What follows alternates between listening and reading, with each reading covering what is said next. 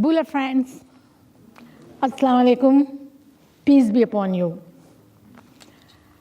Let's rewind time, imagine time as a computer and put the rewind button and go to my village home in the sitting room where sat a black box.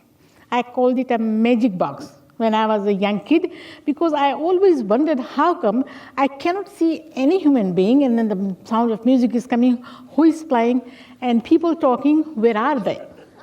And as I grew up, the attraction became more and more stronger.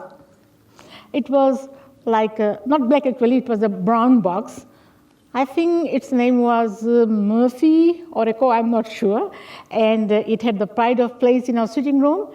And it was covered with my mother's a very expensive saris, pallu like this, decorated. And that's how it was covered, and we kids were not allowed to touch it. My elder brother or father, they used to switch it on. This is back in 60s. And vernacular programs used to come on FBC for an hour, and then gradually it increased. And as soon as I could read and write, I used to take part in competitions and used to write stories from books and send it. And I was very much attracted to it. And I'd like to make a correction. Actually, my elder brother-in-law was my future husband's friend, so that's how the marriage was arranged, and I got married and came to know story. And then I used to go to radio station and contribute in it. And when I was like, we had kids, but job offers came, and before that I had never worked outside in an office or anywhere that, for that matter. So my husband said, no. We raise our own kids. I don't want anybody else to look after them. When they grow up, go to school, then we'll see it later. And when my kids were in high school, then there came an opportunity in a garment factory. So I was working there.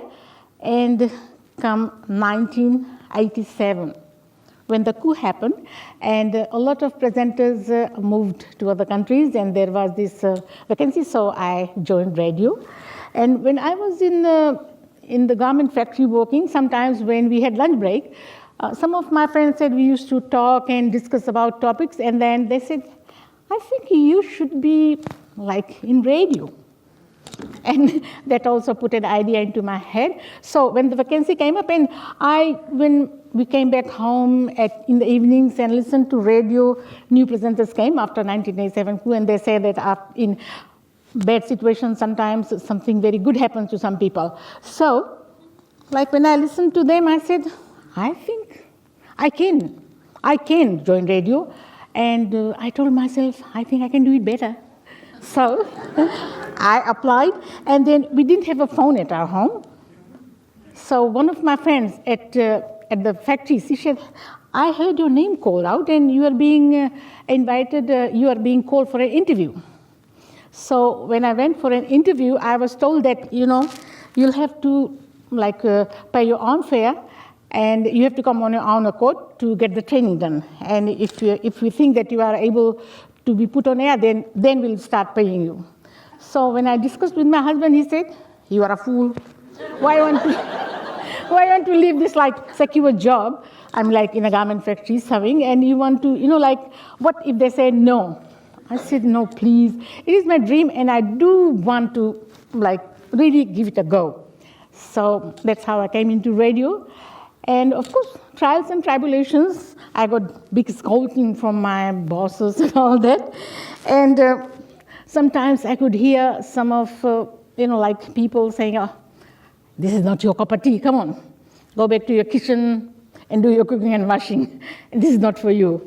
But yeah, I had belief in myself, and I stayed back. So here I am. It all started in 1988, and I joined the National Broadcasting Institution, FBC. And after 1 year, when a commercial radio station started company CFL, I joined CFL in 1989 and was there.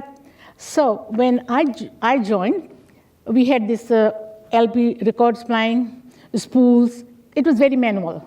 And in 1996, the biggest challenge came when radio went digital. Computers were used.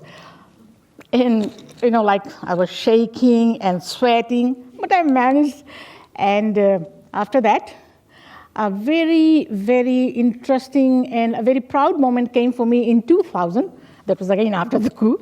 And there was this chance to join a radio station in Brisbane. So why I felt so good about myself was that I was given the chance, this 2 years work permit, because of my talent, because of on my own accord. I didn't have to get a family support or anything like that, or sponsorship. So I did the 2 years in there, from 2000 till 2002. And after that, the best compliment I got when I came back, and I joined CFL again, and the company was happy to have me back again. And my fans said, "Thank God you are back." And I really felt good about myself. So relating all this story is about all this, my coming into workforce, joining radio, being a broadcaster. It came after my kids grew up. They were in higher school, in higher secondary schools. I mean, there is no age limit for having a dream or realizing a dream. You can always realize your dream. And in Indian society, if a woman gets married and she has kids, so it's that's it. You are supposed to be a homebody, a full-time housewife and a mother, and that's it. But no, you always have to have a dream. You can, if I can, so can you. There is no age limit to learn, to realize your dreams. So that's my story. I was born and bred, as you heard in my introduction, in a village. So this is the story of a girl from village to the sheer limelight, from the kitchen sink to the broadcasting studios, from being in a village 20 miles interior from Nandi town to a frequent flyer, going around, visiting countries, visiting people. And this job has given me more satisfaction because I'm able to put a smile on my listener's face. If somebody say request for a song and I go looking for it in library and then come up with it, they keep on thanking, and I feel so good about it.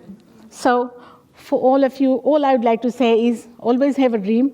That's how you can look forward to tomorrow, and put your best foot forward to realize it. You can. If I can, so can you. Thank you. Vinaka Vakalevu.